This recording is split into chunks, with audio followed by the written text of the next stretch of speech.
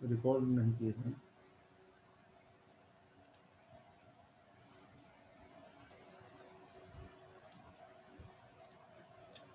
नमस्कार।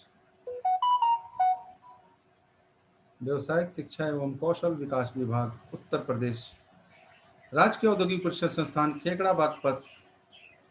मैं अनुदेशक मोहम्मद नईमुद्दीन अंसारी, व्यवसाय computer operating and programming assistant, विषय इनपुट डिवाइस सैद्धांतिक। आज हम इनपुट डिवाइस के सैद्धांतिक के बारे में जानेंगे। जैसा कि इनपुट डिवाइस हम किसे कहते हैं? इनपुट डिवाइस एक इलेक्ट्रॉनिक डिवाइस है। यह कंप्यूटर का एक पार्ट है। जिस किसी भी डिवाइस के द्वारा कंप्यूटर या पर्सनल कंप्यूटर में कुछ भी इनपुट करते हैं तो उसे इनपुट डिवाइस कहते हैं। जैसे इनपुट डिवाइस में हमने कुछ एग्जाम्पल के रूप में कीबोर्ड, माउस, स्कैनर, माइक्रोफोन और लाइट दे रखा है। जैसे कीबोर्ड भी एक इनपुट डिवाइस है और इसकी सहायता से हम कंप्यूटर को निर्देश देते हैं और कीबोर्ड जो है उस निर्देशों को ग्रहण करते हुए वो मॉनिटर पे हमें शो करता है या उसका हम प्रिंट आउट लेकर आउटपुट प्राप्त कर लेते हैं। मुख्यतः इनका उपयोग कीबोर्ड का उपयोग टेक्स्ट लिखने के लिए किया जाता है। साधारणतया कीबोर्ड में कुल 104 की होती हैं तथा इनकी संख्या बोर्ड मैन्युफैक्चर और ऑपरेशन सिस्टम पर निर्भर करती है। इसलिए आमतौर पर हम कह सकते हैं कि एक क्वालिटी कीबोर्ड के लगभग 104 प्लस माइनस की होती है। कीबोर्ड में प्रत्येक कुंजी का अपना विशेष कार्य होता है और इसी कार्य के आधार पर इनको निम्न श्रेणियों में बांटा गया है, जिनका वर्णन निम्न प्रकार है: फंक्शन की, टाइपिंग की, कंट्रोल की, नेविगेशन की और इंडिकेटर, लाइट और न्यूमेरिक की। तो ये 6 इसके क्या होते हैं? इनके श्रेणियां हैं। पहला है फंक्शन की बोर्ड में सबसे ऊपर होता है। इन्हें कीबोर्ड में F1 से F12 तक लिखा जाता है। फंक्शन की का उपयोग किसी विशेष कार्यों के लिए ही किया जाता है। इनका हर प्रोग्राम में अलग ही कार्य होता है। दूसरा है टाइपिंग की। सबसे अधिक उपयोग इन्हीं की का किया जाता है। टाइपिंग की में दोनों तरह के की यानी अल्फाबेटिकल और न्यूमेरिकल दोनों होता है। इन दोनों का सामूहिक रूप में हम अल्फा न्यूमेरिक की भी कहा सकते हैं। तीसरा है कंट्रोल की। इन की को अकेले या अन्य की के साथ कोई निश्चित कार्य करने में इस्तेमाल किया जाता है। एक सामान्य कीबोर्ड में अधिकतर कंट्रोल की, अल्ट की, विंडो की, स्केप की कंट्रोल की के रूप में किया जाता है। इनके अलावा मेनू की, स्क्रोल की, पुश, ब्रेक, प्रिंट स्क्रीन की कंट्रोल की में शामिल होते हैं। चौथा है नेविगेशन की में arrow, home, end, insert, page down, page up, delete आदि की का उपयोग होता है। ये डॉक्यूमेंट और वेब पेज आदि को इधर से उधर ले जाने में कार्य करते हैं। इंडिकेटर लाइट की में 3 तरह के इंडिकेटर लाइट होती हैं। पहला होता है नम लॉक, स्क्रोल लॉक और कैप्स लॉक। जब कीबोर्ड में पहले लाइट जली होती है तो इसका अर्थ है कि न्यूमेरिक की चालू है और बंद होती है तो न्यूमेरिक की बंद है। ठीक है। और दूसरा है लेटर को अपर केस या लोअर केस के बारे में संकेत करता है। तथा तीसरा है स्क्रोल की, जो कि स्क्रोलिंग के बारे में संकेत करती है।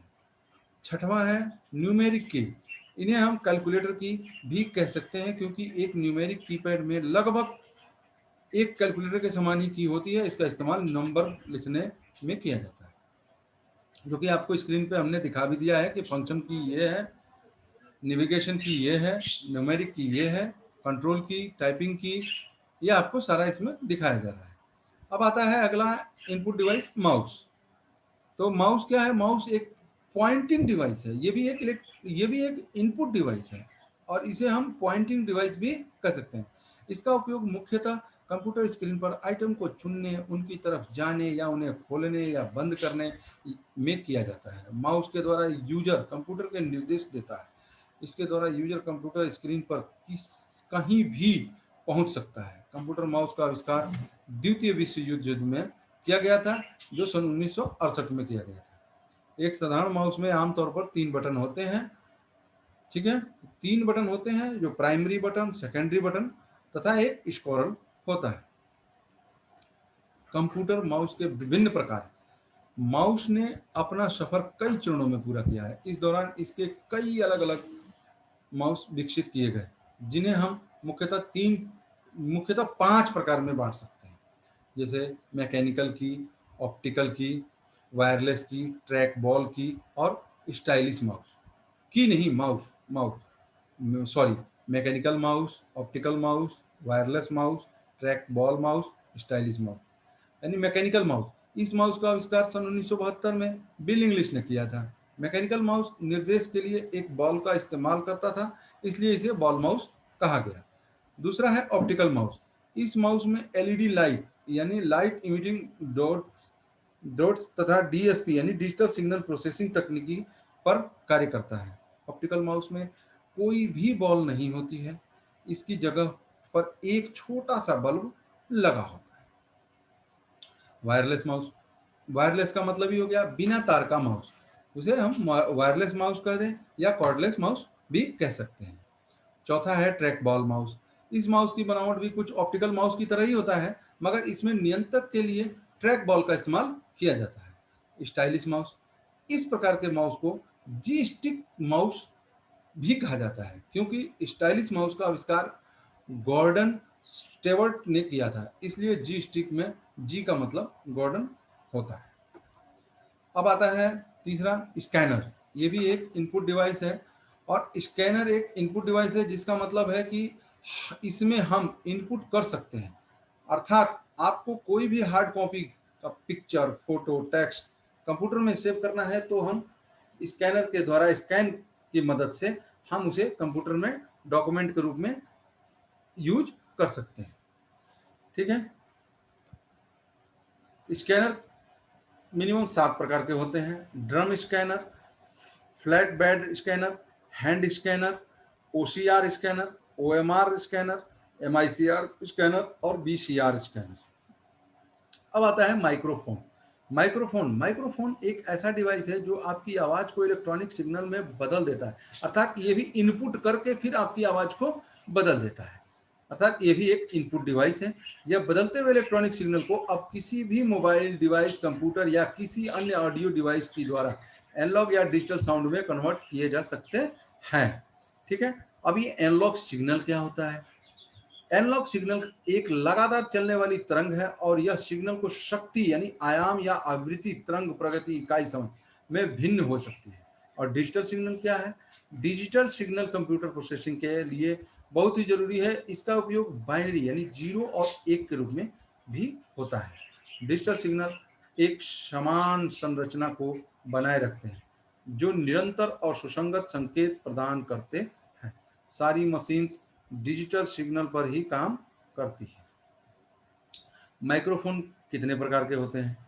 आप लोगों ने कभी गौर किया है कि माइक भी अलग अलग के होते हैं, और यह माइक अलग अलग पद्धति पर काम करते हैं। यह काम करने की पद्धति के आधार पर हम इन्हें 3 प्रकार में बांट सकते हैं। जैसे पहला है डायनेमिक माइक्रोफोन, दूसरा है कंडेंसर माइक्रोफोन, और तीसरा है रिबन माइक्रोफोन।